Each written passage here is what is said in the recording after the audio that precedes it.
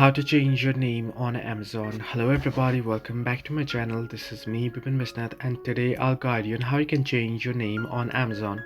Now the process itself is quite simple and easy. In order to change your name on Amazon, you can do so through the Amazon shopping application, or you can do it from Amazon website. Now here I'll be showing you through the application. The process is quite similar on the website as well. So you want to simply go ahead and open up Amazon application or Amazon, and then here you can still get an interface like this if you're logged into your account. So make sure you're logged into your account.